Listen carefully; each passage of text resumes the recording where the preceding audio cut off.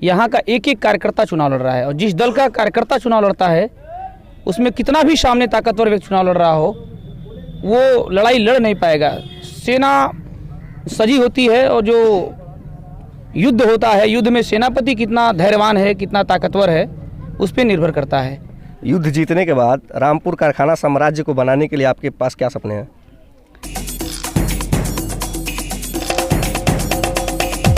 नमस्कार, मेरा नाम है सुशांत और आप देख रहे हैं द पॉइंट मीडिया। खबर पक्की है। विधानसभा चुनाव की कवरेज में इस वक्त हम देवरिया जिले में मौजूद हैं, और ये देवरिया जिले का रामपुर कारखाना विधानसभा है। रामपुर कारखाना इसलिए महत्वपूर्ण हो जाता है क्योंकि कुछ चंद विधानसभाएं हैं जहां पे मुकाबला त्रिकोणीय है, और यहाँ भी वही स्थिति है। भाजपा, सपा और बसपा तीनों यहाँ फाइट में है। सुरेंद्र चौरसिया जी भाजपा के प्रत्याशी हमारे साथ मौजूद हैं। हम इनसे जानेंगे कि कैसी तैयारी चल रही है। चुनाव अब काफ़ी नज़दीक आ चुका है। ये विधानसभा हम लोग बहुत ज़्यादा वोटों से जीतने जा रहे हैं। गांव-गांव में आप देख रहे होंगे कि ये जो लोग आपको दिख रहे हैं, ये सब लोग भारतीय जनता पार्टी की फिर दोबारा सरकार बनाने के लिए सब लोग आतुर हैं, और सब लोग पूरे मनोयोग से, निष्ठा से ये रामपुर कारखाना सीट जीतने जा रहे हैं। चूँकि रामपुर कारखाना आपके लिए इसलिए भी महत्वपूर्ण हो जाता है क्योंकि यहाँ से आपके जो मुख्य विरोधी पार्टी सपा है, उसकी जो कैंडिडेट है वो पूर्व विधायक है यहाँ से, और आपको जो टिकट दिया गया है, आपके जो विधायक हैं कमलेश शुक्ला जी, उनका टिकट काट के आपको दिया गया है। तो ये काफ़ी महत्वपूर्ण हो जाता है। गिरिजेश शाही जी बसपा से हैं, वो भी पहले भाजपा में ही थे और 2 बार उन्होंने निर्दलीय लड़के अपनी ताकत दिखा चुके हैं। तो आपके लिए कितना चुनौतीपूर्ण है ये विधानसभा? यहाँ से सुरेंद्र चौरसिया जैसा एक मामूली कार्यकर्ता चुनाव लड़ रहा है, तो इसलिए केवल मेरा नाम मात्र है, चेहरा मेरा बस है। यहाँ का एक एक कार्यकर्ता चुनाव लड़ रहा है, और जिस दल का कार्यकर्ता चुनाव लड़ता है उसमें कितना भी सामने ताकतवर व्यक्ति चुनाव लड़ रहा हो, वो लड़ाई लड़ नहीं पाएगा।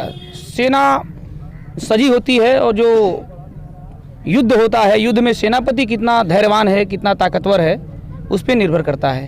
तो भारतीय जनता पार्टी के एक एक बूथों पे सैकड़ों कार्यकर्ता काम कर रहे हैं, न कि सुरेंद्र चौरसिया केवल चुनाव लड़ रहा है। और जिस विधानसभा के एक बूथ पे 100 लोग काम कर रहे हों, आप सोचिए जहां 40,000 से ज़्यादा वर्कर काम कर रहे हों, वहां इनकी ताकत कैसी होगी। युद्ध जीतने के बाद रामपुर कारखाना साम्राज्य को बनाने के लिए आपके पास क्या सपने हैं? ये मेरा घर है, मैं यहाँ का बेटा हूँ, और हर बेटा चाहता है कि उसका परिवार सुखी रहे, उसका गांव सुखी रहे। तो मैं भी यहाँ का बेटा होने के नाते मैं भी ये चाहूँगा कि मेरा विधानसभा सदैव फले फूले, और यहाँ के लोगों का मान सम्मान बना रहे, यहाँ क्षेत्र का विकास हो, ताकि आगामी समय में जब ये बेटा फिर अपने लोगों के बीच में आवे तो लोगों को लगे कि कोई मेरा अपना बेटा है जो 5 साल मेरे हर सुख दुख में खड़ा रहा है। यहाँ त्रिकोणीय मुकाबला हम लोग जब गाँव घूम रहे हैं तो लोग कह रहे हैं कि त्रिकोणीय मुकाबला है, तो वोटों का आदान प्रदान किस तरीके से होने वाला, आपको क्या लग रहा है? यहाँ कोई मुकाबला नहीं है। ये सीट 60% से ज़्यादा वोट पाकर हम लोग जीतने जा रहे हैं, और जो दूसरी पार्टी है और जो तीसरी भी पार्टी मान सकते हैं आप, तो उन 40% वोटों में हम फिर तीनों लोग बंटवारा करने जा रहे हैं। फिक्स 40-60% वोट हमारा है, और 40% में हम सबका फिर बंटवारा है। पूर्वांचल के मुख्य जिलों की बात करें तो देवरिया में उसका नाम आता है, और आपके निकट से गोरखपुर से योगी आदित्यनाथ चुनाव है, कुछ प्रभाव देखने को मिलेगा यहाँ के विधानसभाओं पे? योगी आदित्यनाथ जी हम लोग के आराध्य हैं। योगी जी के साथ ही हम लोगों ने अपनी राजनीति की शुरुआत की, और आप देखेंगे कि जब भी कोई नेता अपने क्षेत्र में, जैसे आज पूर्वांचल की स्थिति देखेंगे तो योगी जी का ही देन है कि गोरखपुर में आप एम्स देख रहे हैं, देवरिया में मेडिकल कॉलेज देख रहे हैं, कुशीनगर में एयरपोर्ट देख रहे हैं, और बहुत सारी चीज़ें हैं जो आपको आगामी इस पंचवर्षीय योजना में देखने को मिलेगी। तो सरकारें बनती हैं, और जिस क्षेत्र का नेता होता है उसका विकास होना लाजमी है। तो हर नेता चाहता है कि हमारे क्षेत्र का विधायक हो, हमारे क्षेत्र का मंत्री हो, हमारे क्षेत्र का मुख्यमंत्री हो। तो आप समझिए, इस बार रामपुर कारखाना अपने घर का बेटा विधायक बनाने जा रहा है, और अपने क्षेत्र का मुख्यमंत्री बनाने जा रहा है। पिछले 3 चरणों के जो चुनाव हुए हैं उसमें देखने को मिला है कि वोटिंग परसेंटेज उत्तर प्रदेश में काफ़ी कम रहा है, और जो जातीय समीकरण रामपुर कारखाना का है उसमें भी ये देखने को मिला है कि पिछले चुनावों की अगर बात करें तो 57% के आसपास ही घूमता रहा है वोटिंग परसेंटेज। तो इसको आप किस तरीके से देखते हैं आगे? इस बार के चुनाव में कोई जाति समीकरण नहीं है। एक तरफ राष्ट्रवाद लड़ रहा है, और दूसरी तरफ राष्ट्र विरोधी ताकतें चुनाव लड़ रही हैं। तो जहां राष्ट्रवाद लड़ता है वहां ना कोई जाति होता है, ना धर्म होता है।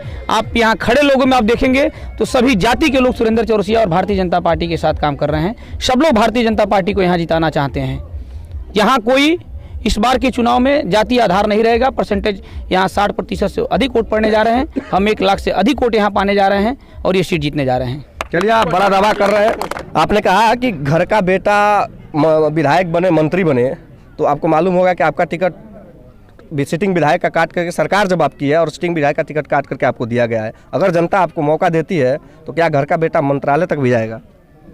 ये पार्टी का सोचना काम है और भारतीय जनता पार्टी में किसी का टिकट कटना नहीं है। भारतीय जनता पार्टी में हमारे जैसे लाखों कार्यकर्ता हैं, सब लोग अपने अपने लिए टिकट मांगते हैं और पार्टी को लगता है कि इस बार इस नौजवान को, इस व्यक्ति को मौका देना चाहिए। तो आज देखिए ना, देश की सबसे बड़ी पार्टी ने मेरे जैसे कार्यकर्ता पे दाव लगाया है, तो ये सौभाग्य ही है और कार्यकर्ता इसको महसूस भी कर रहे हैं कि सुरेंद्र चौरसिया जैसा एक आम कार्यकर्ता आज चुनाव लड़ रहा है, तो आने वाले भविष्य में मुझको भी मौका मिल सकता है।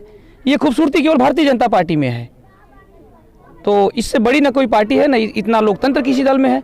तो आज भारतीय जनता पार्टी ने मेरे जैसे साधारण कार्यकर्ता पे दाव लगाया है। हो सके पार्टी को अच्छा लगे कि सुरेंद्र चौरसिया हमारे पार्टी का एक नौजवान चेहरा है, इसे आगे भी मौका देना चाहिए, तो पार्टी आगे का भी रास्ता प्रशस्त कर सकती है। ये तो हमारे दल का काम है। तो एक छोटा सा सिपाही हूँ अपने दल का। पार्टी नहीं विधानसभा लड़ाती तो भी मैं अपने पार्टी का प्रचार करता।